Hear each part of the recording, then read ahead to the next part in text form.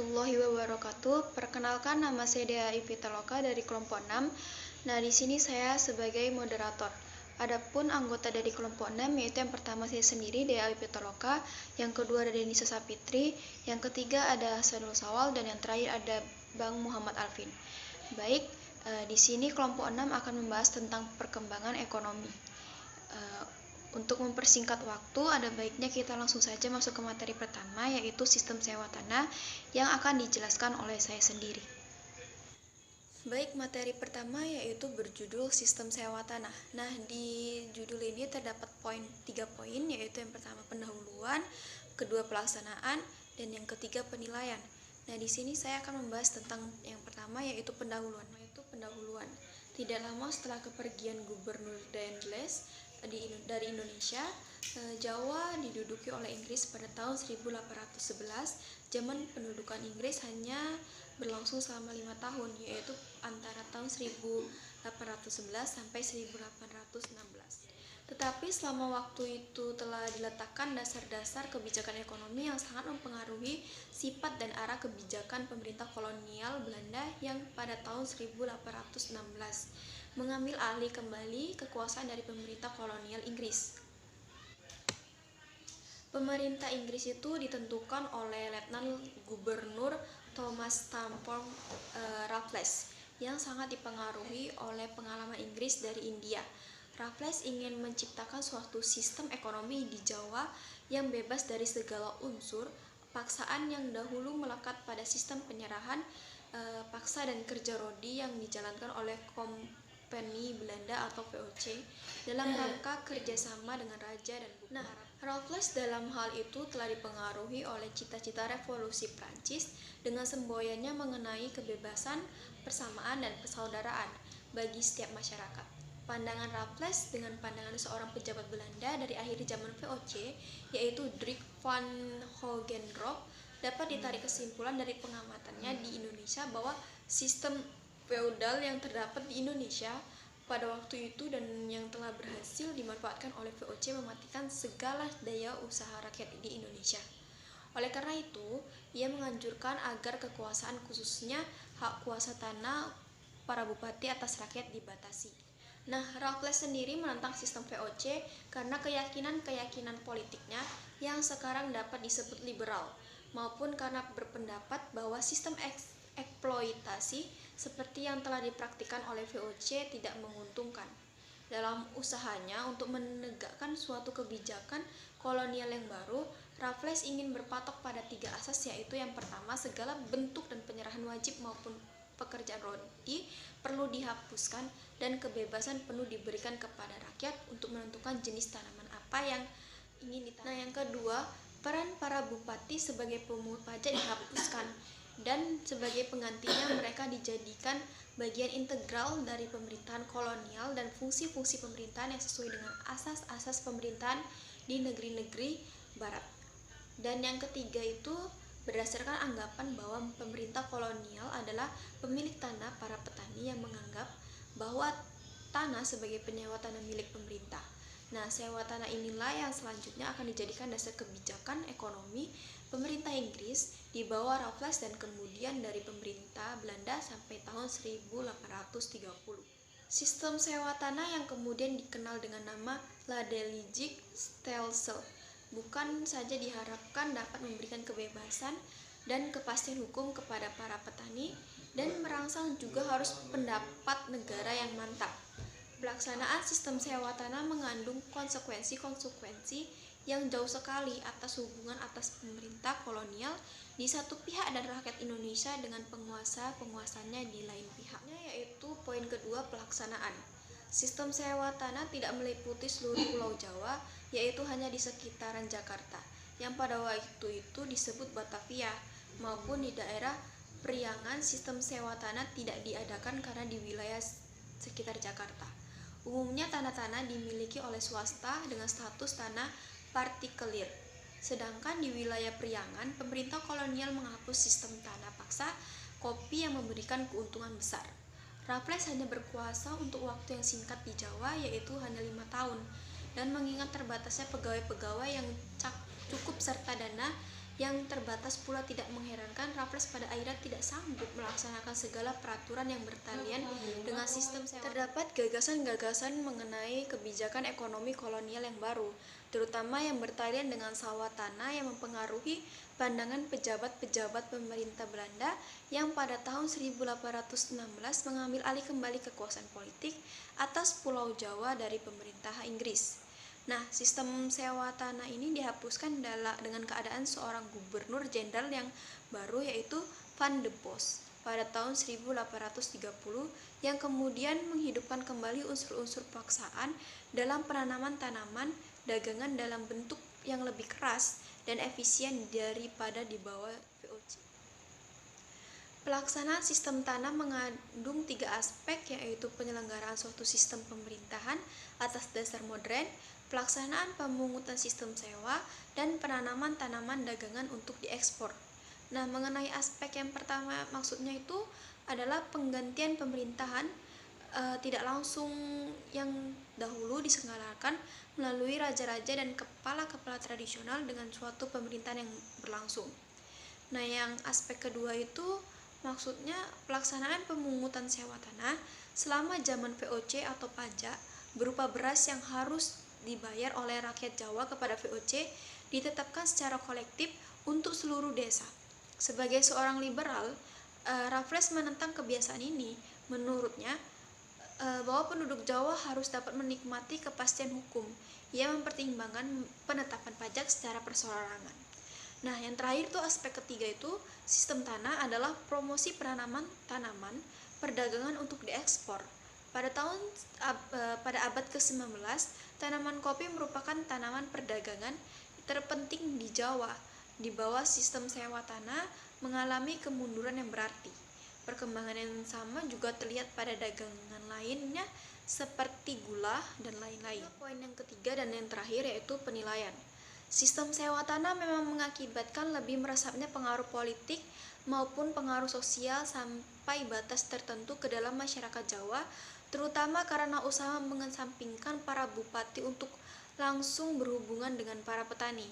Nah, walau para bupati dapat dikesampingkan, hal yang sama tidak dapat dilakukan kepada kepala-kepala desa yang perannya sangat dibutuhkan oleh pemungut pajak tanah.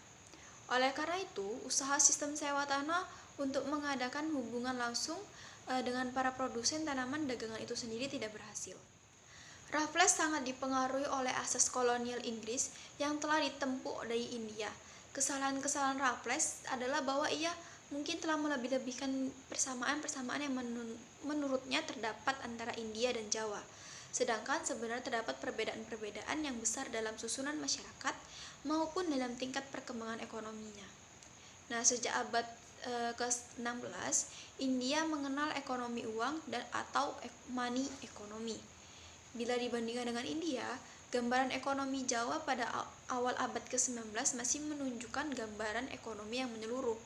Bahkan sebaliknya, hanya berdasarkan yang terlihat, yaitu desa-desa yang pada umumnya hanya memenuhi kebutuhan-kebutuhan seperti sendiri tanpa banyak mengadakan perdagangan, apalagi perdagangan ekspor.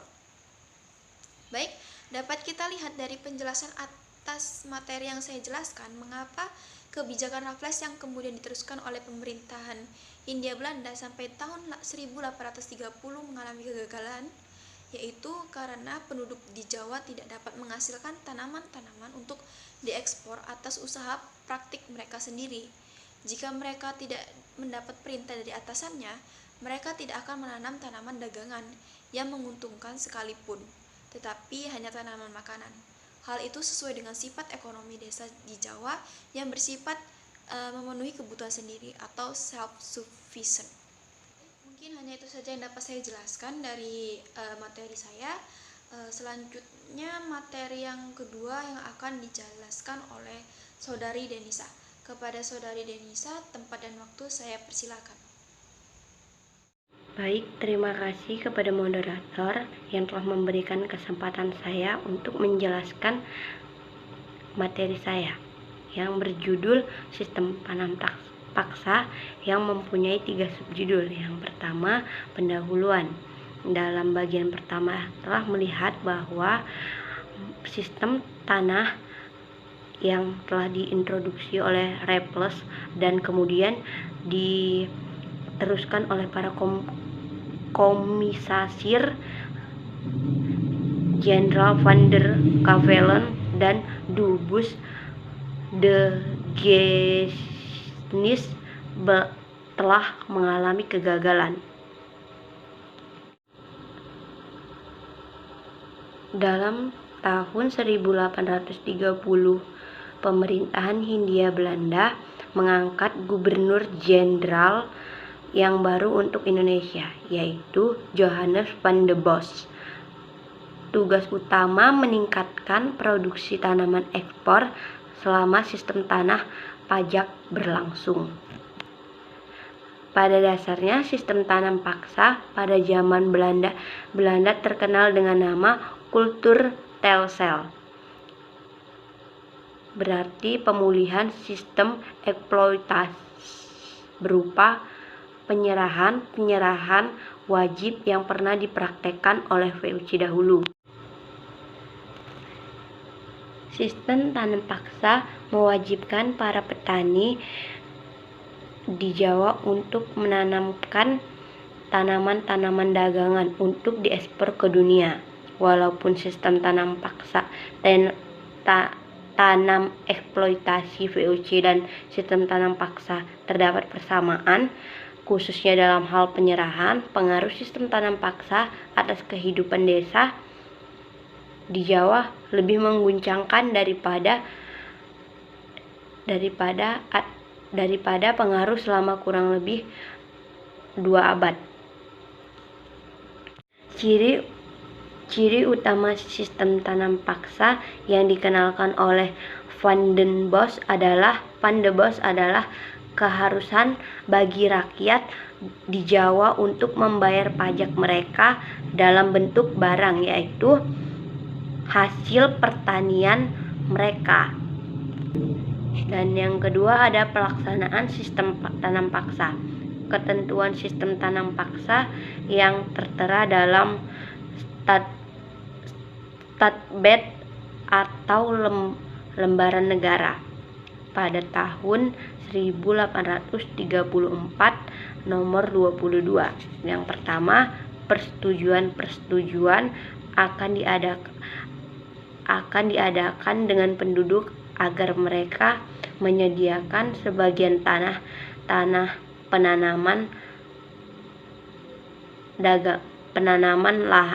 tanaman dagangannya. Yang kedua, bagian tanah pertanian disediakan penduduk untuk tujuan tidak boleh melebihi 1/5 tanah pertanian. Yang ketiga, bagian tanah disediakan untuk menanamkan tanaman dagangan dibebaskan dari pembayaran pajak tanah. Menurut ketentuan dalam Lembaran Negara 1834 nomor 22, setiap persetujuan yang diadakan pemerintah Hindia Belanda dengan rakyat, walaupun orang pada prinsipnya dapat mengajukan keberatan mengenai sistem tanam paksa. Salah satu akibat penting dari tanam paksa adalah meluasnya bentuk milik tanah bersama atau milik komuna. Hal ini terjadi karena pegawai kolonial cenderung untuk memperlakukan desa. Sistem tanam paksa dalam arti kata bahwa hasil produksi tanaman dagangan dapat ditingkatkan berkat pengawalan dan campur tangan dari pegawai Belanda tersebut. Penanaman paksa dapat diizinkan dengan unsur kekerasan, ditinjau dari segi ekonomi tidak efisien karena banyak pemborosan terjadi dalam kerja untuk menanam paksa. 3. Pengaruh sistem tanam paksa. Dampak tanaman dagangan secara paksa. Gris mengadakan perbedaan antara tanaman musiman dan tanaman tahunan. Tanaman musiman seperti gula, nila, dan tembakau dapat di tanah sawah berseling atau rotasi dengan padi dengan jangka 1 tahun. Tanaman musiman yang memerlukan waktu bertumbuh kurang dari 1 tahun. Tanaman tahunan seperti kopi, lada, teh, dan karet berbeda dengan tanaman musiman. Tanaman tahunan tidak dapat berseling pada padi karena ciri-ciri tumbuhnya yang berbeda.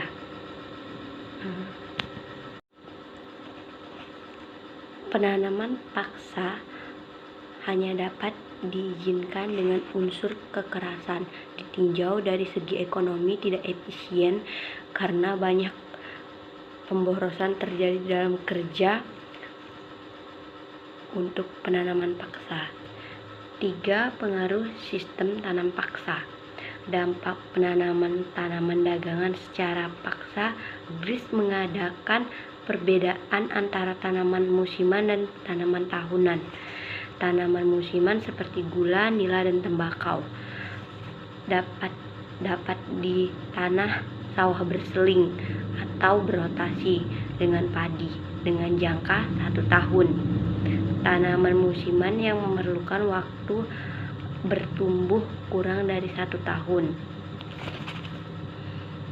Tanaman tahunan seperti kopi, lada, teh, dan karet berbeda dengan tanaman musiman.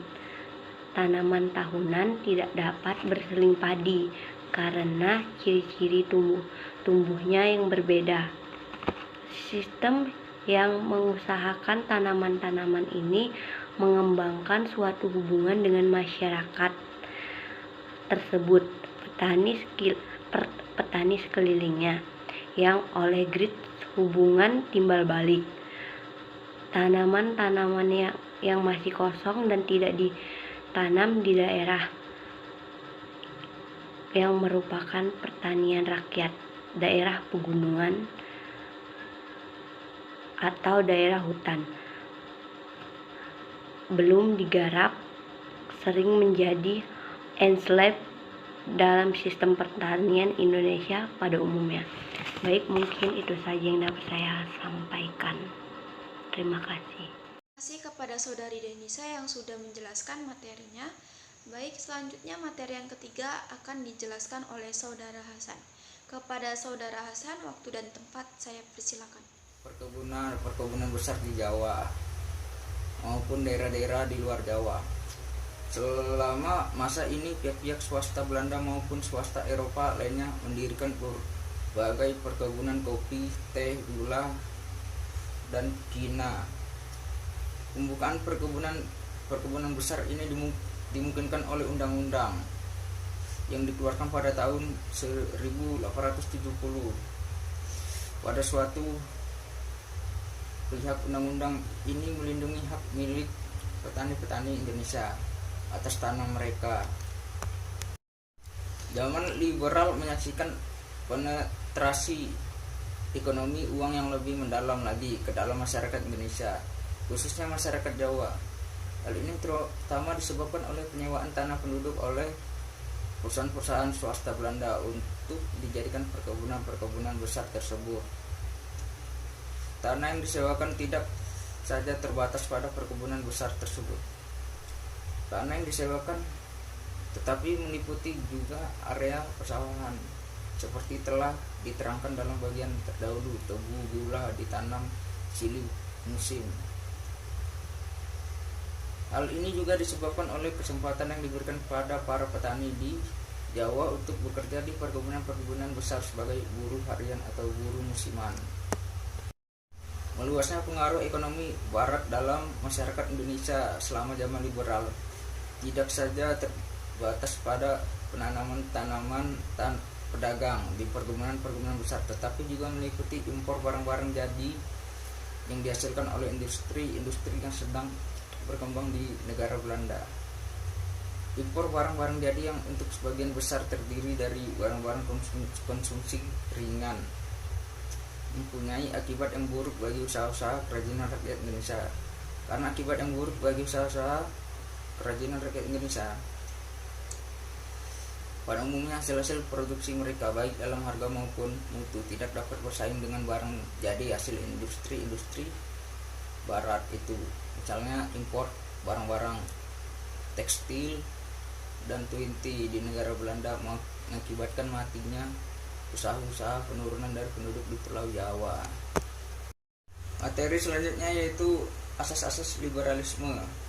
Sama halnya dengan negara-negara lain, di negara Belanda para pengikut aliran liberal berpendapat bahwa negara sepatutnya tidak ikut campur tangan dalam kehidupan ekonomi, tetapi membiarkan kepada kekuatan-kekuatan pasar. Assalamualaikum warahmatullahi wabarakatuh. Perkenalkan, nama saya Hasan. Saya akan baca materi selanjutnya yaitu tentang penilaian. Ciri pokok sistem tanam paksa adalah pemungutan pajak dari rakyat Indonesia dalam bentuk hasil-hasil pertanian rakyat. Pada itu, pos terpenting dalam anggaran belanja pemerintah kolonial Hindia Belanda adalah pos penutup. Pos penutup yaitu pos yang menutupi jumlah penerimaan dan jumlah pengeluaran pemerintah kolonial.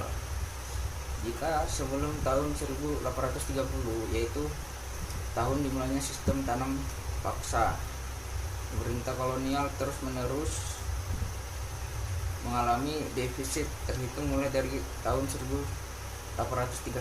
Defisit anggaran pemerintah mengalami surplus sebagai akibat berhasilnya sistem tanam paksa untuk memperoleh penerimaan pemerintah yang melebihi pengeluaran pemerintah kolonial.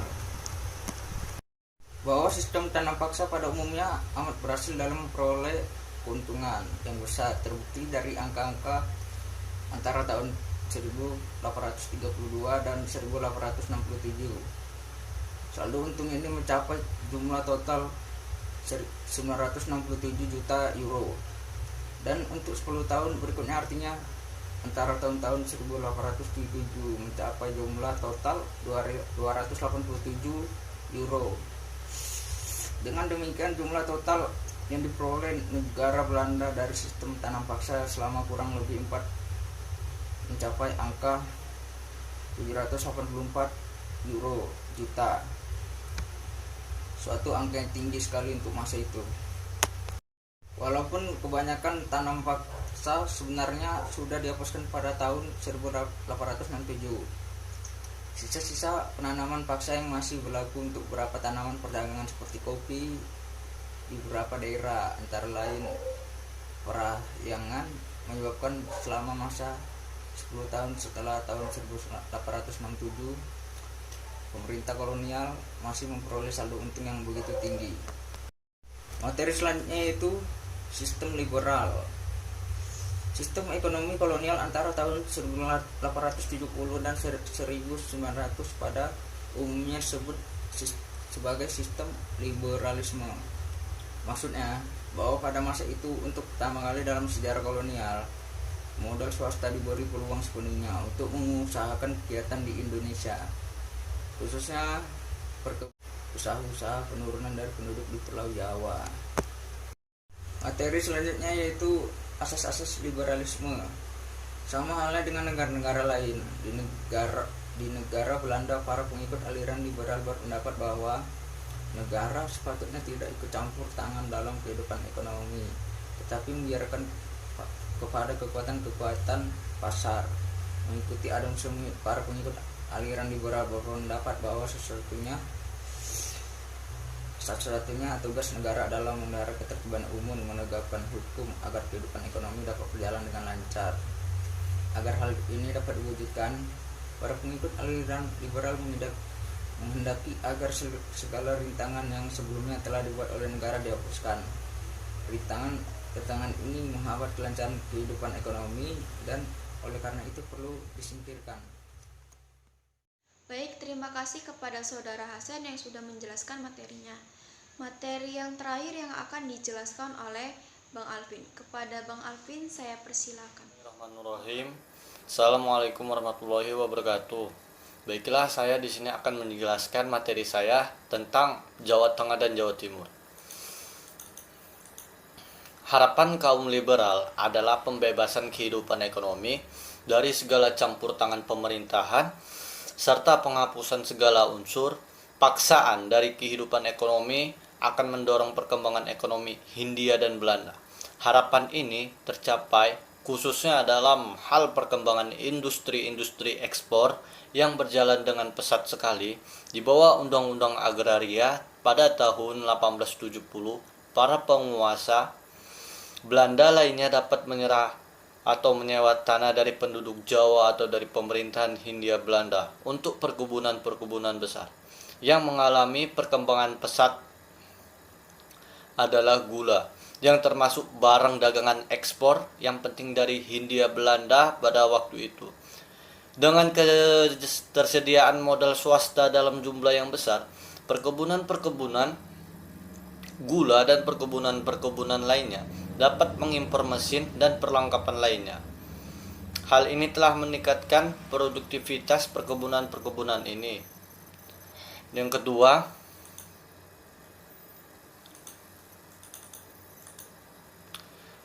pembangunan prasarana.